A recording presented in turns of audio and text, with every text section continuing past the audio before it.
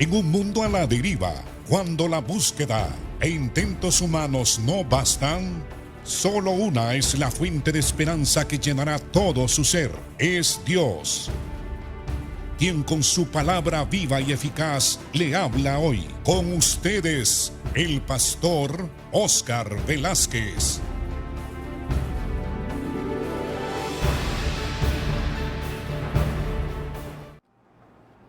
Dios les bendiga, amados hermanos y hermanas y amigos. Estamos aquí para continuar el estudio del libro de San Marcos.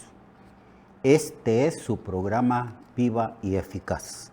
Bienvenidos.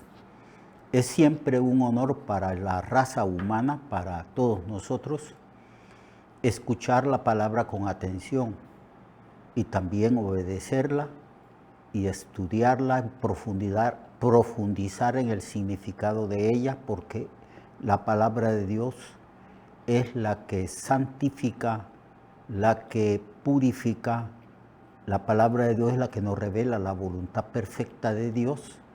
Su palabra también nos consuela y es como una lámpara para nuestros pies y como una brújula que nos guía por el camino de justicia y de santidad. Estamos estudiando el libro de Marcos. Estamos todavía en el capítulo 1.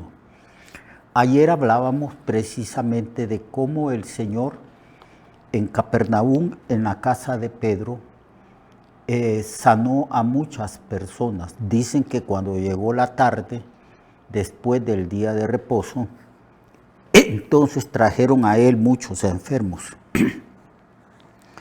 Tenían personas diferentes enfermedades, otros estaban oprimidos y otros estaban poseídos por demonios. Y toda la ciudad se agolpó a la puerta de la casa donde estaba morando Jesús, y sanó a los que estaban enfermos de diversas enfermedades, y echó fuera muchos demonios, y no dejaba hablar los demonios porque los demonios lo identificaban. Es irónico pensar que los demonios sí sabían quién era Jesús.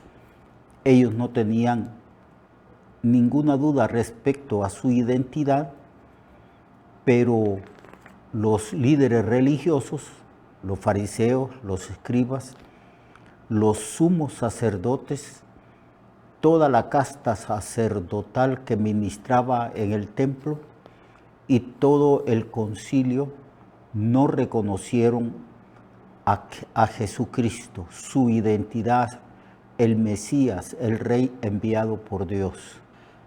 Pero los demonios sí lo reconocían. Quizás por eso el Señor los mandaba a callar, porque no era tiempo alguno de que se revelase su identidad. En el versículo 35 en adelante, Jesús recorre Galilea predicando toda la provincia, lo que nosotros llamamos aquí el departamento. Levantándose muy de mañana, siendo aún muy oscuro, salió y se fue a un lugar desierto y allí oraba. Y le buscó Simón y los que con él estaban, hablándole, le dijeron: todos te buscan. Y él les dijo: vamos a lugares vecinos para que predique también ahí, porque para esto he venido. Y predicaba en las sinagogas de ellos en toda Galilea y echaba fuera los demonios. Los evangelistas que escribieron los 4 evangelios, Mateo, Marcos, Lucas y Juan, hacen pequeños resúmenes del ministerio de Jesús. Aquí se dice que predicaba en las sinagogas de los judíos en toda Galilea y echaba fuera los demonios. También sanaba a los enfermos y también daba enseñanzas, predicaba el evangelio del reino. Pero siempre el Señor, como fundamento de su ministerio, tenía la costumbre de orar. Él oraba. Él no era como nosotros que a veces oramos y a veces no oramos porque no le damos prioridad a la oración. A veces estamos muy ocupados y oramos deprisa y bien poco. Pero Jesús no era así, porque todo el éxito de su ministerio dependía de su dependencia del Padre Celestial. Pues Dios nunca hizo a la raza humana y tampoco Jesucristo nos redimió a nosotros para que viviéramos una vida independiente, sino una vida dependiente de Él.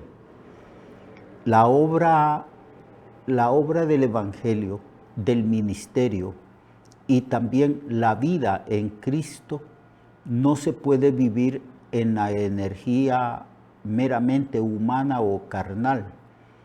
Tenemos que depender de la guianza, del poder, de las instrucciones y del sostenimiento que nos da el Espíritu Santo, que ha hecho morada en cada uno de nosotros.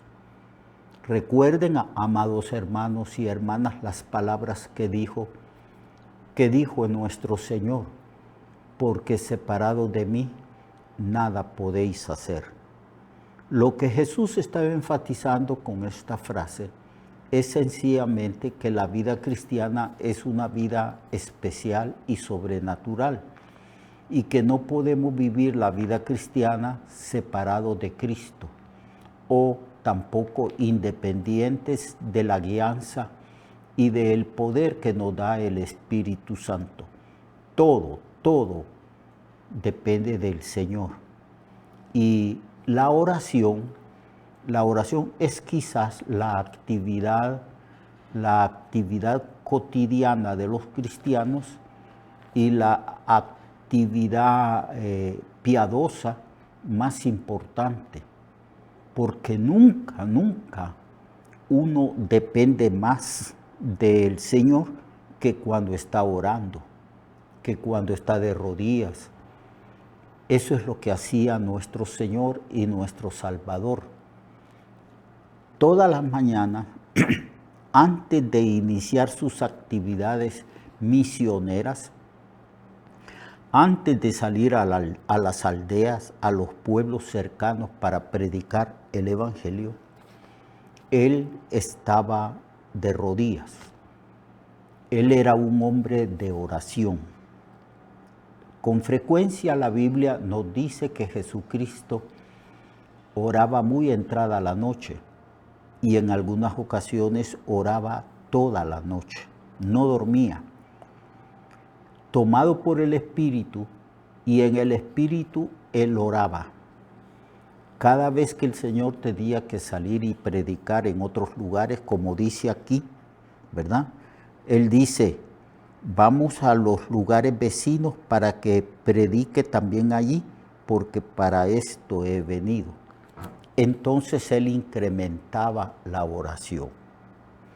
Pasaba horas. Tal vez se levantaba a las 4 o a las 3 de la mañana y oraba intensamente.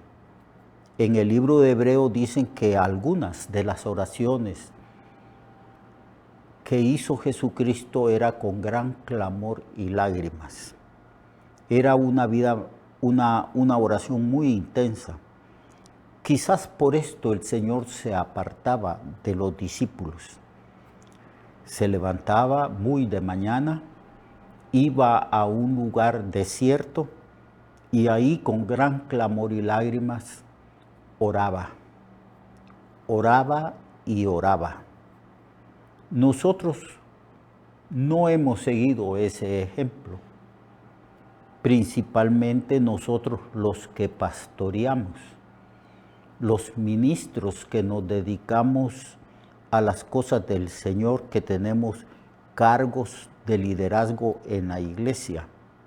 Estamos tan ocupados, pero tan ocupados, que no tenemos tiempo suficiente para orar. Y algunos expertos en cuanto al liderazgo declaran que una de las debilidades de nuestro liderazgo, la carencia de poder espiritual, el hecho de que oramos por los enfermos y no se sanan, el hecho de que expulsamos demonios pero no obedecen, es precisamente porque no oramos lo suficiente. No hemos captado el ejemplo que Jesucristo nos da. Aquí dice en el verso 35 del capítulo 1 del libro de Marcos, que Jesús, levantándose muy de mañana, siendo aún oscuro, totalmente oscuro, salió y se fue a un lugar desierto y allí oraba. Esto es muy común en la vida y en el ministerio de nuestro Señor Jesucristo. Esto a veces no lo hacemos. Jesús lo hacía todos los días. Para él, su comunión con el Padre era lo que ocupaba el primer lugar de sus actividades en el día. Jesús comenzaba el día en una íntima, profunda comunión con el Padre Celestial. Allí el Señor oía las instrucciones del Padre. ¿Recuerdan que el Señor dijo que Él nada podía hacer por sí mismo? Que cuando Él hacía algo era porque el Padre lo hacía juntamente con Él y que no podía hablar por sí mismo, sino que todo lo que oía hablar al Padre, Él lo hablaba juntamente. Eso significa que Él dependía tanto del Padre como también Jesús dependía de la guianza del Espíritu Santo. No debemos de olvidar que Cristo, cuando comenzó su ministerio, el Espíritu Santo descendió sobre él y el Espíritu Santo lo impulsó de allí en adelante en todas las actividades hasta el día de su muerte. Si está registrado esto allí, es porque el Señor quiere que nosotros hagamos lo mismo que Él hizo. Depender del Espíritu Santo, porque todos somos guiados por el Espíritu Santo. Todos deberíamos de tener una comunión cada día más profunda, más íntima, más cercana con el Espíritu Santo. Y debemos de orar. No disminuir en la oración a medida que pasa el tiempo o que las actividades del ministerio se aumenten, sino que deberíamos más bien incrementar nuestra oración y alargar más y más el tiempo para orar y para estar con el Padre Celestial y con el Espíritu Santo. Si hiciéramos eso, tendríamos un ministerio semejante al de Jesucristo o un ministerio semejante al ministerio de los apóstoles o de Esteban o de Felipe o de Bernabé o Silas y todos estos hombres de Dios que fueron usados grandemente por el Señor porque eran personas de fe, varones llenos de fe, varones llenos de sabiduría y varones llenos del Espíritu Santo. Entonces tenemos este ejemplo. Debemos de orar exactamente como Cristo oraba.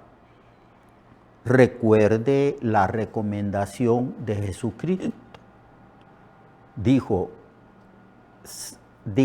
porque ejemplo os he dado, para que como yo he hecho, vosotros también hagáis. El Señor enseñó por el ejemplo principalmente. Él hacía muchas cosas.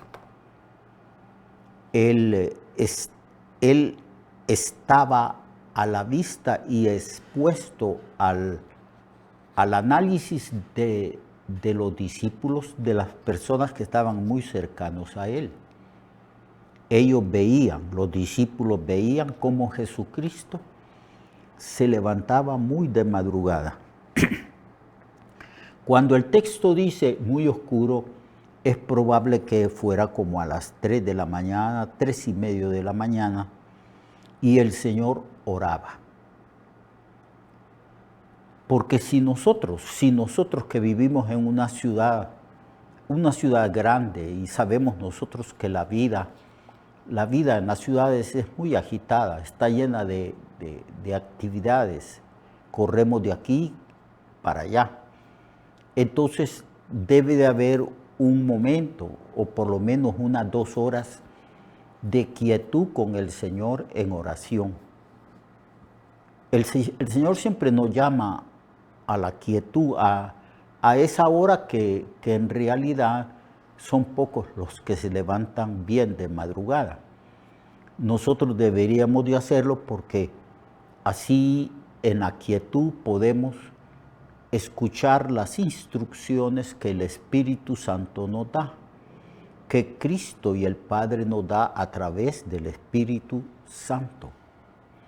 Entonces, al poner las actividades nuestras, tanto del ministerio como de la vida cotidiana, porque estoy hablando también de todos los cristianos, todos nosotros iniciamos el trajín de la vida en la mañana, pero tenemos que levantarnos 2 horas antes de comenzar las actividades diarias. Esas 2 horas antes es para estar en comunión íntima con el Señor. Y los que nos dedicamos al ministerio, si queremos ejercer un ministerio en el poder del Espíritu Santo, en la guianza y la sabiduría del Espíritu, tenemos nosotros que levantarnos bien temprano y orar. Y si hacemos esto una y otra vez, algunos dicen que un hábito se puede establecer en la vida de nosotros si lo hacemos por lo menos 7 días seguidos. Dice que después de 7 días ya hemos adquirido el hábito. Entonces Cristo tenía el hábito y ese hábito no lo adquirió cuando comenzó su ministerio, sino que siempre lo tuvo desde que era adolescente. Dice la Biblia que Jesucristo crecía en estatura, en gracia para con Dios y en gracia para con los hombres y en sabiduría. Cuando Jesús comenzó su ministerio, él ya tenía el hábito bien arraigado de orar por la madrugada. Y él conocía muy bien las Escrituras. Las había estudiado, leído y memorizado desde que él era niño. Por eso él citaba las Escrituras de memoria. Él sabía las Escrituras. Y su ministerio fue poderoso precisamente porque aprendió a depender del Padre. Por eso no inició su ministerio por sí mismo, sino hasta que el Espíritu Santo vino sobre él. Así también nosotros, amados hermanos, pastores, evangelistas, maestros, misioneros, si nosotros queremos cumplir a cabalidad el ministerio que Dios nos ha concedido, no lo podemos hacer por nosotros mismos. Tenemos que hacerlo en dependencia del Espíritu Santo, en íntima comunión con el Padre y con Jesucristo nuestro Señor y nuestro Salvador. Cuando llegó Pedro y le dijo, te buscábamos, el Señor dijo, yo tengo que ir a predicar el Evangelio en otras partes porque para esto he sido enviado. Mañana, amados hermanos, continuaremos hablando de estas cosas y del ministerio de nuestro Señor. Hagamos lo que el Señor hizo, sigamos su ejemplo, vivamos una vida de una oración profunda e intensa. Dios les bendiga. Hasta mañana. Dios les guarde. Recuerde que su vida puede cambiar y mejorar, porque la palabra de Dios es viva y eficaz, y más cortante que toda espada de dos filos. Hebreos 4:12. Nuestra oración y deseo es que esta palabra predicada lleve mucho fruto. Le esperamos en el próximo programa, a esta misma hora y en esta misma estación.